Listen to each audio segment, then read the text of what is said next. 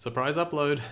Hey everyone, I'm Ultima456, you're the Ultimates, and welcome to an update video and an E3 wrap up as well. So I said I was going to do one of these, and basically, yeah, here it is. Sorry it took so long. Obviously E3's been done for about 2 weeks now, but yeah, I was sick, so yeah, couldn't do it. I'm still a little bit like, I feel fine, but like my throat has been giving me issues, so if you see any cuts and stuff, it's just to cut out like large chesty coughs. Yeah. Okay, so let's dive in because I want to try and make sure that this video gets out on time, and I want to say everything that I want to say. So overall, I think E3 this year was someone said it already, but it was like it wasn't underwhelming, but it wasn't overwhelming as well. It was just whelming, which I don't even know if that's a word, but yeah, it was just like, you know, right in the middle of everything. It was largely pretty much boring, to be honest. If I'm honest, I think overall it was boring. But there were some key moments. Obviously, we had Keanu Reeves come out for Cyberpunk 2077, so that was pretty cool. He's such a cool guy, and yeah, it was really awesome to see him up on stage. I felt like he didn't really know what he was like talking about a little bit, but I think it's just because of, like, you know, they gave him direction, and I think what it was like they said, here, say these things and then fill in the rest. So but he's so, I don't know, he's very lovable, and it was really cool to see him on stage there and being part of such a big game. I'm not like the biggest CD Projekt Red fan. Like, I haven't played The Witcher, and this game, like, I would say that I'm like interested in both The Witcher and Cyberpunk 2077, but it's just never been to the point where like I've actually gone ahead and played it. It's just like not as high as on my priority list. But yeah, I mean, the game looks great. I think that CD Projekt Red are really, like, they're doing well in terms of being a company, because obviously right now, you know, there's a lot of talk about like companies like EA, you know, with their whole loot boxes and things, and this news story that came out recently about surprise mechanics, which is, I mean, is there any way to hide your shady monetization tactics better than saying something that sounds completely ridiculous? Yeah, anyway, I don't want to get too much into that, but obviously you can see my stance on it from that sentence alone. Yeah, so we had that, and then probably the other coolest moment was the beginning of Square Enix's, well, pretty much all of Square Enix's press conference, but mainly the beginning of Square Enix's press conference. They really brought it. They showed off quite a large amount of Final Fantasy VII Remake. It looks gorgeous. It looks like it plays well. People are saying like really good things about like the demos that they had to go at, and they're saying that essentially it feels like an update, but it also feels like the original. Like there are turn-based mechanics, and with the way that they've designed it, you've got like this turn-based system with new age mechanics as well. And I think that is really difficult to pull off. I mean, obviously we'll have to wait and see, but it would have been extremely difficult to pull off in the first place. So massive praise to them for showing as much as they did. Massive congratulations for their big success with the game. I think it really helped this year that Sony weren't there, because it made Square Enix shine brighter. But even if they had been there, I think Square Enix definitely would have really shone like they did, because I think the whole reason Sony weren't there is just they didn't have enough to show off, or it was mistimed. You know what I mean? Like, they've kind of basically announced the PS5. They've told us about the specs and stuff, but they're probably still a little while away from actually wanting to show us more about it. So it was a strategic decision on their part to pull out. And even Phil Spencer said like he wanted, I think Phil Spencer said like he wanted them to be there. So and it was a shame that they weren't there. And even though we knew ahead of time, like a full year ahead of time, that they weren't going to be there, I think you still can't like shake the fact that it was a little bit disappointing that they weren't. But with what we heard, it really feels, at least to me, it really feels like 2019 is like the setup. Like, there was just so little that happened at E3. It wasn't really too impactful as previous years have been. Like when God of War was announced, for example, that was a massive moment. And we've had massive E3 moments in the past, but it really feels like next year we'll get probably the best E3 that we've ever had. I'm like banking on that one, because you've got, PS5 will probably be shown, the Xbox 2, whatever they're calling it, the Scarlet, it'll probably be shown. Maybe those two will be shown ahead of time, but we'll get way more information about it in the coming months and early next year. But and then we're going to hopefully get some really good titles, some launch titles, because obviously they've announced the Halo title for the next Xbox. I assume PlayStation will have something ready to go. Could you imagine if it was Bloodborne 2 or something like that? Bloodborne 2 as a launch title, that would move consoles. I don't think it's going to be, unless of course From Software have really been just working really, really hard on Bloodborne 2 for like, probably not 5 years, because I was going to relate it to God of War, but because God of War was such a massive redesign, obviously it would take a huge amount of time. With Bloodborne 2, unless they're going for a massive redesign, I don't think it would take 5 years of development. But, it's been, 4 years now? Yeah, it'll be 5 years. So if they started developing Bloodborne 2 shortly after Bloodborne 1, then we could really get a console mover on the PS5's launch title there. On a PS5 launch title there. So it will be very interesting to see. Really quick, I want to also talk about how there's a channel, I think it's called Inside Gaming, and I just did a quick bit of research. It was something to do with like Machinima back in the day, and now they have this Inside Gaming channel. I don't really follow like that many other gaming channels. I watch here and there, but they had a good like thumbnail and title about news stories about Final Fantasy 7, and I really wanted to watch what they were saying. And apparently Tetsuya Nomura and Yoshinori Kitase are saying in regards to Final Fantasy 7 Remake that it feels like the sort of the idea that I got from reading or from hearing what they were saying is that both of those guys are not really sure how Final Fantasy VII Remake is going to end. And that is scary because this game obviously has been wanted for so long. It's been, 22 years, I think? 1997, Final Fantasy VII? That sounds right. So it's been 22 years, and they have announced, first of all, they've announced this part 1. So Final Fantasy VII Remake, when it comes out March 3rd next year, it'll be like part 1. So, and it'll take place all in Midgar, and it'll be 2 PS4 discs in size for some reason. I'm guessing that'll be like, either they've shoved it full of content and like mini games and all that kind of stuff, or there's just a bajillion cutscenes, with the latter there being most likely what's going to happen. Obviously, you're also at the end of the PS4's life cycle at that stage as well, so they're probably pushing the system as hard as possible. And the graphical fidelity is kind of bumping up that size as well. But yeah, so it is a little worrying though, because they're basically saying like, we don't know what's going to happen. And that's very disheartening, because obviously I think a lot of people want to see the end of this game. I mean, like, they want to see Cloud versus Sephiroth at the end. I think, I may have said this before, but I borrowed Final Fantasy VII from a friend when I was about 14. I didn't get very far. I don't think I got out of Midgar. It would be nice to actually have a chance to play it again, and obviously it's on the PS4, it's on the PlayStation Store, and maybe I can find some time to try and play it, at least for myself, if not, potentially, very potentially make a guide out of it. I just want to say, like, I'm not doing it. I'm just saying that it's a possibility, because I know it's a massive game and it might be too much for me to take on, especially with the limited time that I already have, but it might be a possibility.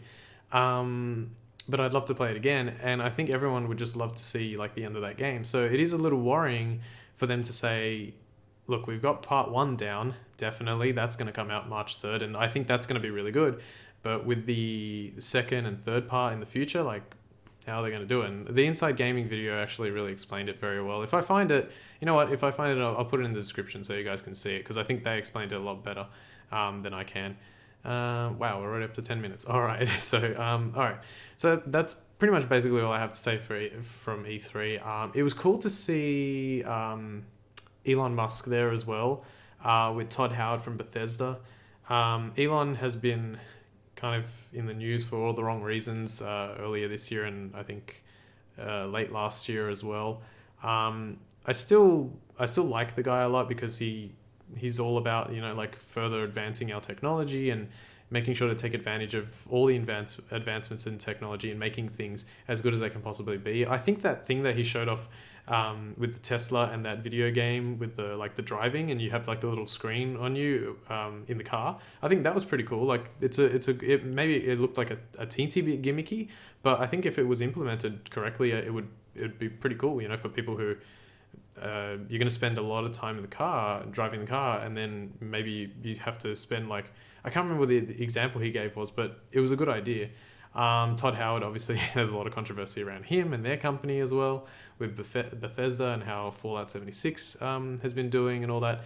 Like I said, I'm kind of, I'm a bit of both. Like, yes, you know, they should release something quality without bugs and all that, but at the same time, it's Fallout, and that's kind of like what it's been known for a very long time. So, well, not known for its bugs, but you know, the Bethesda games always have like endless bugs, and yeah. But from what I understand, like the game was like basically unplayable. So,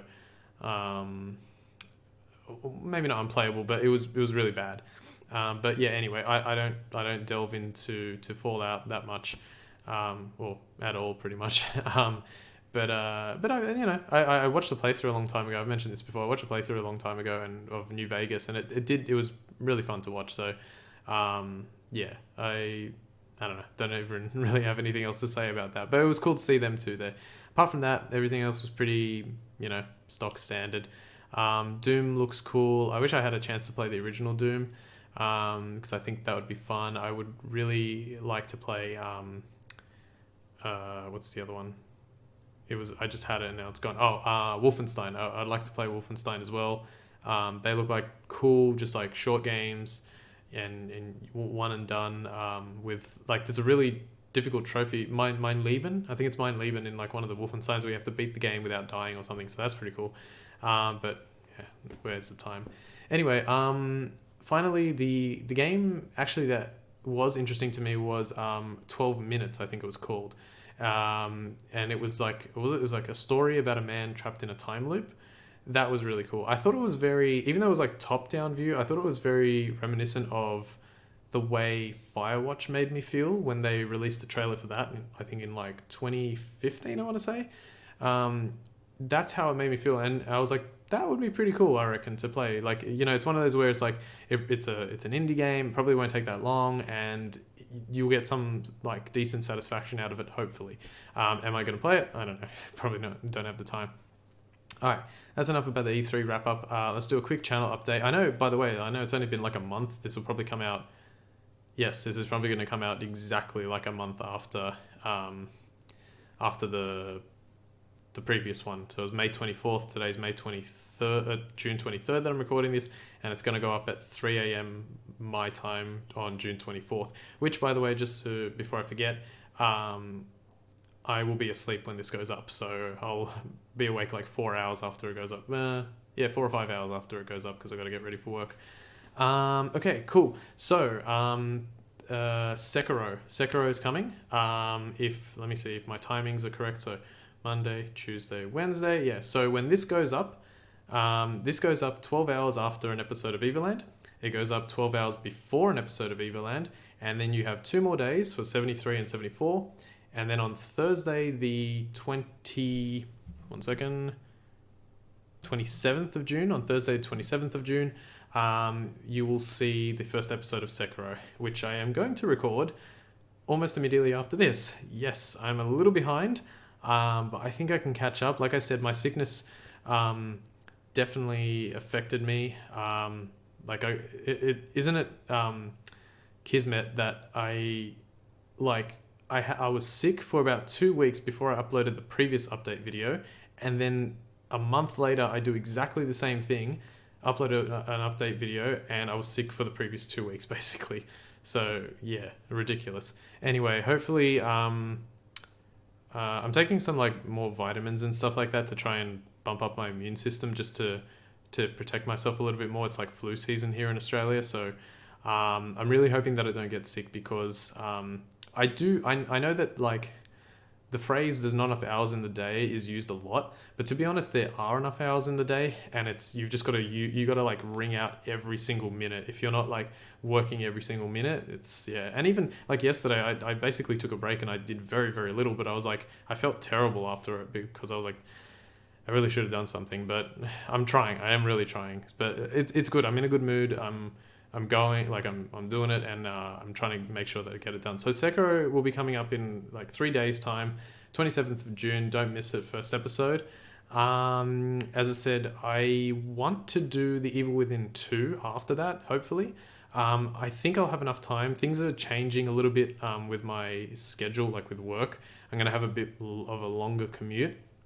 Instead of like a 10-minute walk, it's going to be like a half hour, 40-minute drive.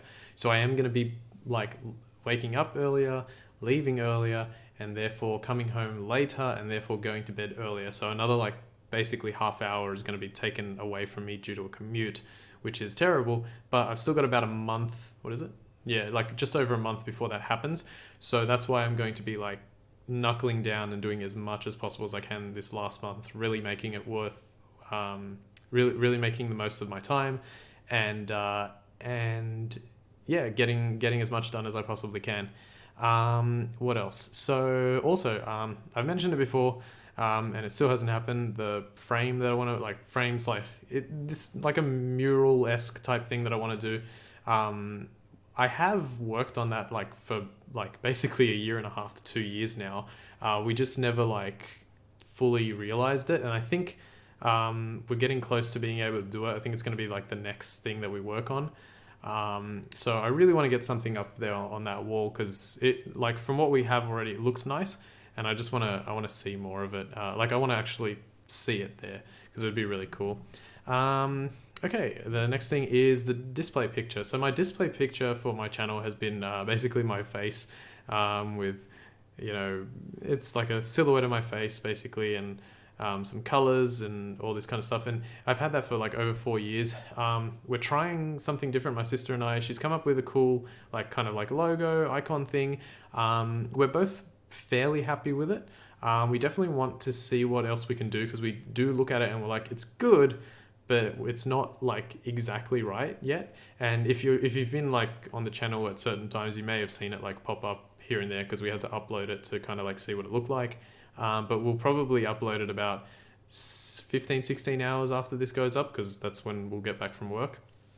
So yeah, we're going to upload it. I'm going to leave it like that, and we're going to hopefully try and make it better as the months go on. She's pretty much the like creative one, so she's going to be, or in terms of like the design aspect and stuff, so she's going to be working on that for, you know, the next few months and stuff, just tinkering with it here and there, because we want to get it, you know, to something that is actually like, you know, some kind of skerrick of a brand, if you will, or if you won't. But yeah, it would be nice to have some kind of like logo to associate with the channel. You know, that's pretty much how YouTube works. So, and logos are good, because you look at it and you're like, the thing is, we need to make it to the point where it's like you look at it and you go, that's Ultima 456. So yeah, we'll see. It's gonna be tough, but we're gonna like alter it and do what we can to make it better over the next few months. All right. What else? Let me just read this for a second. Yes. Okay. Well, I guess I'll give you a quick update on what I've been doing, like just for fun. I've actually been watching Brooklyn Nine-Nine, the show Brooklyn Nine-Nine. I just finished season 3, and now I'm jumping into season 4. I've just been trying to watch that just to like kind of relax a little bit. And I've been blasting through it because my sister had seen like a few of the later seasons. And then she started going, oh, I want to watch the original. So she's been watching it like crazy. And then I started watching it and I was like, yeah, that's fun. It's a good show. I really like it. Also, I've been playing the new Crash Team Racing. I've actually got it. Yeah, so that Crash Team Racing came out like 2 days ago. Yeah, today's Sunday, so it came out on Friday. Been just playing that I only played it for 4 hours. Played it for about 4 hours. Not in a row. I played it for like an hour and a half, and then bits and pieces here and there. But yeah, now I have to kind of put that to the side and I'll come back to it at some point. It's really good. I'm a massive fan of the original. I have the original. Played the absolute crap out of the original. The developers Beanox said that, obviously with Vicarious Visions doing the Insane trilogy, one of the things they wanted to get right was they wanted to make the physics like exactly the way it was in the original, and that wasn't the case for the first Insane trilogy. There was a little bit of a difference there. I think from memory, it's been a while, but I think it was like when you do a platformer, there's like a few frames where when you step off like an edge, the game considers you to still be on that platform, and so you can like delay your jumps. But for whatever reason, they took that out of the Vicarious Visions games, which made it very difficult to get used to. Here, the Beanox have said like, yes, we made it absolutely exactly the same, and it's not exactly the same. It's very close. It's very close, but it doesn't really feel exactly the same. Could be Mandela effect, could be not remembering it properly, and and that definitely is a possibility. I mean, this game is 20 years old, I think. I think it was 1999. I could be wrong on that one. But it definitely feels close, but not exactly. So I was watching a quick stream of someone that I usually watch, and I wanted to see how long it took him to get the first on the first level on the hardest difficulty. And he played for about like 30 or 40 minutes and he didn't get it. It took me about an hour and a half to get first on the very first stage on hard. And I was like, that, like, they've made the computers harder. The shortcut in the first stage in Crash Cove is much harder as well. And someone in the comments in the chat put it the best way. The carts feel a little stiff. They're just a little bit more stiff than what the originals were. The originals, you like launch yourself around the track constantly. Here it feels a little bit more stiff. Having said that, I'm confident that the game is still fantastic, and also that Beanox will most likely be pumping out updates for the game as time goes on. So it's definitely a cool little game. If you've never played Crash Team Racing, it's honestly it's my favorite. I think I'm not a big Mario Kart guy anyway, but I did like Diddy Kong Racing back in the day. I still see Crash Team Racing as the absolute pinnacle of kart racing. It is so good. What else? So yeah, my sister and I were both working really hard on the channel. I want to thank you all as well for the recent support. These past 2 weeks have been amazing in terms of views. Like I've been trying to average. There was a point last year where I was averaging about 1,000 views a day. And then it kind of dipped a lot and I was only averaging like 750 to 800. These past 2 weeks I've been averaging about 1,000 a day. And it's really refreshing. It's really humbling. And I just, I want to kind of make that like the new norm. So, and hopefully now with Sekiro coming out, everyone can jump on that bandwagon and watch that too, because I really want to make it as perfect as I can possibly do. And I really hope all of you enjoy it. I don't even know what I'm going to do because I haven't even started it yet, but I hope it's good. I've been getting really good at it now. I played the game for about 3 hours when it came out. The whole reason it's been delayed is because I got burnt out on it. Played it for 3 hours. I was like hopeless. I was stuck. I couldn't get through it. Came back to it after I did Evoland. I was perfectly like refreshed from playing Evoland, the indie title. And it helped me really get used to the game very quickly. And then I kind of went up a level and went up a level and went up a level. And now I'm like pretty good at the game. I haven't absolutely finished it. I know what I need to do for the platinum and I'm going to be working on it the rest of it over the next few weeks. There's sort of like, without going into it too much, there's like a section that you get to quite early in the game. It'll probably take you about 10 to 15 hours to get there. I actually did, I did that. And then I did it again on the file that I had played for 3 hours, and I got there in about the same time. And then I did a fresh file with it was about, so I had played the game for about 30 hours at that point, even though I was only playing that same section. And then it took me 3 hours to get to that point. So I did it very, very quickly and very, very well. That point in the game it's kind of like, you have like point A to point B is very linear. there are all these different paths you can take, but they all ultimately lead to the same place. And then after that, there's like a bunch of branching paths. They all lead to dead ends, and then you kind of go back into the middle. So I'm hoping that like I have until that point where you basically can't. There's nothing you can do. At least from what I can think of, there's nothing that you can do wrong at those. Anything in the beginning of the game up to that first point A to point B, with all the paths that branch into point B. There's nothing that you can do that will like ruin your file. I don't think. So hopefully I've got at least until then, because I've played much further than that. So I've gotten at least until then, but I'm pretty confident on that section. Yeah, so that's pretty much it. The last thing I want to say is I'm going to be doing a few more updates on Patreon if I can. I'm not exactly sure, when I'm going to do it, but it's just like small stuff, just like little posts and stuff. I want to thank my 3 patrons as well. Chris the Stampeder, Taco Parade, and literally just this morning when I woke up, Elijah. Don't have my phone with me. I'm sorry, I forgot your name, but Elijah. Thank you so much, you 3, for donating to me on Patreon. It really means a lot. The support is always massively welcomed. I'm really trying to work really hard on this channel, because this is kind of like, I want to make this work. I want to potentially do more stuff in the future. And if I could ever get it to the point where it becomes something that's sustainable without like a full-time job, that would be the ultimate dream, I think. So I think I was watching an inspirational speech about a month ago with Jim Carrey, where he said, he goes, do what you love, because if you do something else, you might still fail at that. It was something along those lines. It's like you might still fail at the thing you don't love, so why not take a chance on the thing that you do love? So and I love this, and I love, I have ideas that are in like the very, very baby stages that are not feasible right now, but definitely stuff that I want to do in the far future. And it kind of, it all starts now. So I'm really, really, really trying and pushing hard to make you guys some great content, to keep you entertained and to have a little fun and to play these awesome games.